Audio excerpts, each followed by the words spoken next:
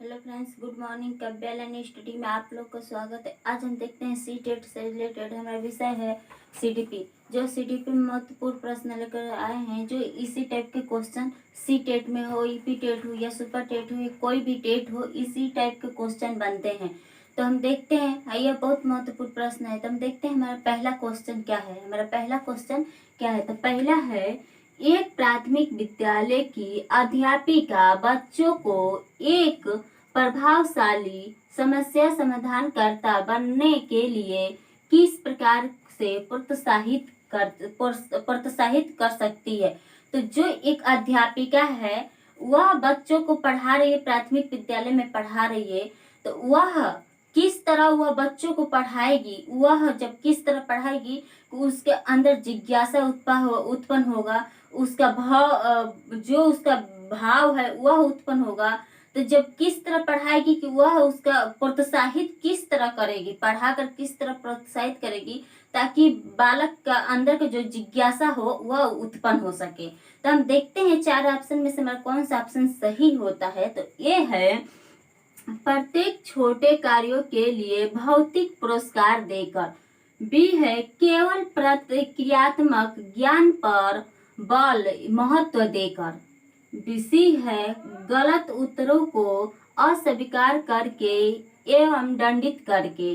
D है, बच्चों को सहानुभूति अनुमान लगाने के लिए प्रोत्साहित करके तथा उस पर आधारित विचार मंथन करके। तो जो हम देखते हैं हमारा इसमें का राइट आंसर क्या होता है। तो जो इसमें है, पहला जो कह रहे मतलब प्रत्येक छोटे छोटे जो छोटे छोटे कर होते हैं, छोटे छोटे जो कार्य होते हैं, उसको मतलब हम भौतिक से मतलब उसको हम पुरस्कार देंगे। अगर कोई जो बच्चा है, जो छात्र है, उसको अगर छोटी छोटी जो कार्य हम करवाएंगे तो उसको प्रोत्साहित मतलब पुरस्कार देकर जब पुरस्कार देंगे तो वह बालक उस कार्य को तो करेगा, पर वह किसके लिए करेगा, वह लालच में आकर करेगा। तो यह ऑप्शन हमारा एक गलत होता है। बी जो है कि जो क्रियात्मक ज्ञान पर बल होता है, मतलब जब उस पे किसी बालक जो है उस कार्य को करेगा तो वह उस पे बल जब होगा तो वह भी हमारा गलत होता है, क्योंकि उस पे बल नहीं, बालक से बल, बच्चे से बल हम नहीं दिलवाएंगे। उसे हमें प्रोत्साहित करना है कि कैसे बालक वह सीख सकता है। और सी है, जो गलत कार्य जब वो गलत कर रहा है तो उसको अस्वीकार करके और उसको दंडित नहीं करेंगे, उसको मारपीट नहीं करेंगे, उसके अंदर के जो जिज्ञासा है उसको उत्पन्न करेंगे। तो हमारा राइट आंसर डी सही होता है। डी सही होता है, क्योंकि जो अध्यापिका है वह एक समाज से जुड़कर वह पढ़ा रही है, उसके अंदर का जो जिज्ञासा है उत्पन्न कर रही है, प्रोत्साहित कर रही है कि क्रिया मतलब उसके अंदर का जो भाव उत्पन्न कर रही है। तो जब करेगी तो वह जो है बीसवीं दशी में उसके अंत में हुआ था, 20वीं दशी के अंत में हुआ था। क्योंकि जब समाज से जुड़ता है बालक, तो जब समाज से जुड़ेगा तो उसका एकीकरण होगा, उस सामाजिकरण होगा, विकास उसका जब उत्पन्न होता है एकीकरण होगा और सामाजिकरण होगा।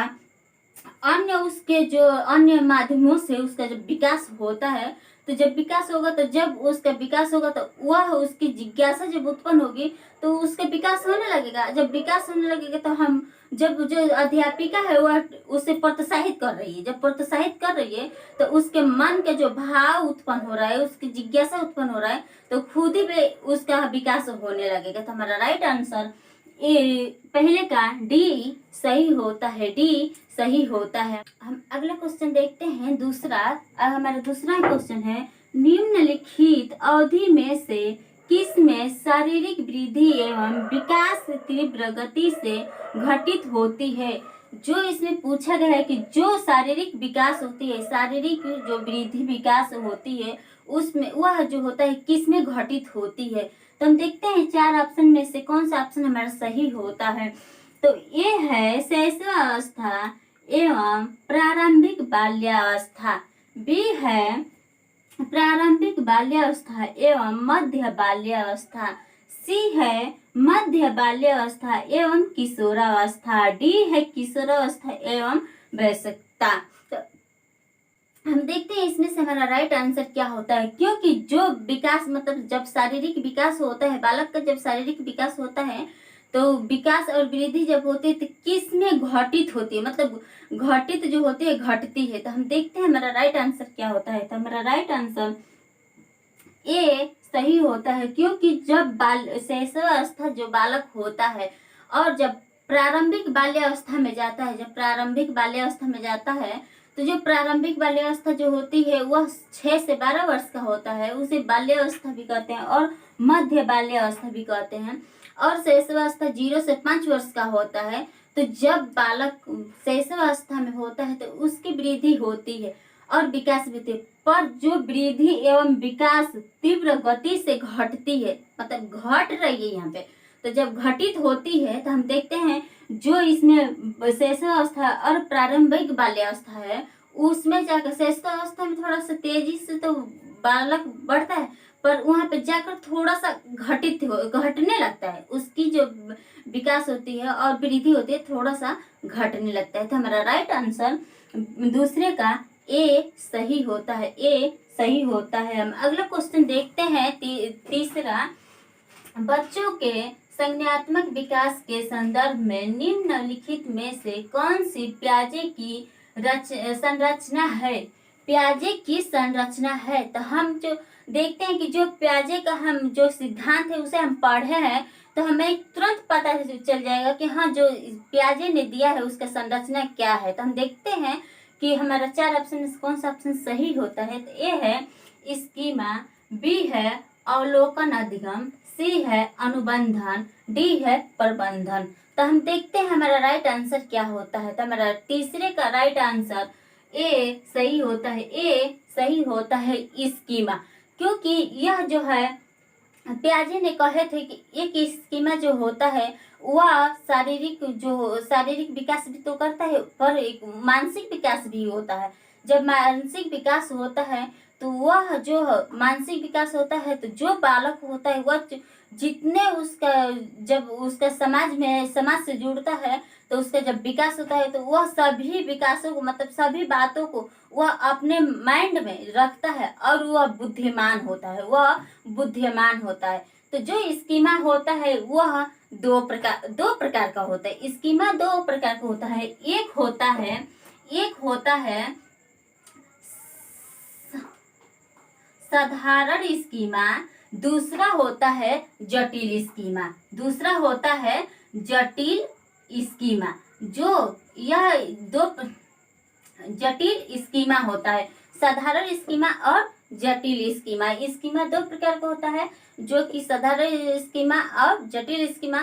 जो इसमें बालक जब उसका विकास होता है तो वह चारों तरफ के जो भी विकास होता है उसका वह अपने माइंड में रखता है। जब माइंड में रखता है तो उसका वह बुद्धिमान होता है। तो हमारा राइट आंसर ए सही होता है। मैं अगला क्वेश्चन देखते हैं, चौथा, आकलन का प्राथमिक उद्देश्य क्या होनी चाहिए। मतलब जो आकलन हम करते हैं तो वह प्राथमिक विद्यालय से मतलब प्राथमिक उद्देश्य पे क्या उसका आकलन कैसे हम करें।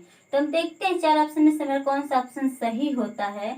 तो ये है विद्यार्थियों के लिए श्रेणी निश्चित करना, विद्यार्थियों के लिए श्रेणी निश्चित करना। क्योंकि हम श्रेणी निश्चित नहीं करेंगे क्योंकि सभी बालकों को एक साथ एक समान से अच्छे से पढ़ाएंगे, मतलब एक साथ मिलकर एक समान पढ़ाएंगे, तो ये हमारा गलत होता है। दूसरा है संबंधित अवधारणाओं के बारे में बच्चों की अस्पष्टता तथा भ्रांतियों को समझाना। तो हम देखते हैं अगला हमारा जो सी है, विद्यार्थियों के प्राप्तांक के आधार पर उनको नामांकित करना।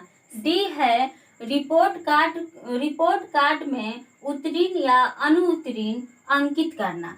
तो हम देखते हैं इसमें जो है हम बच्चों को उसके प्रांताक मतलब जो उसका नंबर होता है उसके आधार पे हम बालक का नामांकन नहीं करते हैं, उसके नंबर पे हम बालक का नामांकन नहीं करते हैं। और जो उसकी उत्तीर्ण होती है उससे हमारा कोई उससे ताल्लुक नहीं रखते हैं, क्योंकि यह जो है ऑप्शन गलत होता है। हमारा राइट आंसर चौथे का बी सही होता है, बी सही होता है, क्योंकि आकलन करते समय जब हम प्राथमिक विद्यालय में आकलन करते हैं बालक का, तो जो उसका उद्देश्य होता है कि हम बालक को समझाएं।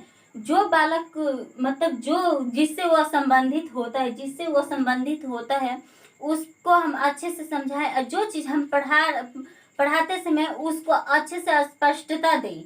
मतलब हम बालक को कहें कि यह जो है ए है, तो ए से क्या होता है, एप्पल होता है, बी से क्या होता है, बॉल होता है। इसको हम अस्पष्टता से अनुसार मतलब एकदम स्पष्ट करके हम बालक को बताएंगे, तो बालक जब सीखने लगेगा तो वह समाज से जुड़ता है तो उसका विकास होने लगता है। जब विकास होता है तो उसका आकलन जो होते हैं कि जो प्राथमिक विद्यालय का उद्देश्य यही होता है कि हम बालक को अच्छे से बताएं कि वह क्या है, तो वो बालक जब जानने लगेगा तो उसका विकास होने लगेगा। तो आज का प्रश्न यहीं पे समाप्त करते हैं, कल मिलेंगे एक नए वीडियो के साथ। यह वीडियो अच्छा लगे तो लाइक शेयर, इस चैनल को सब्सक्राइब करना ना भूले। धन्यवाद।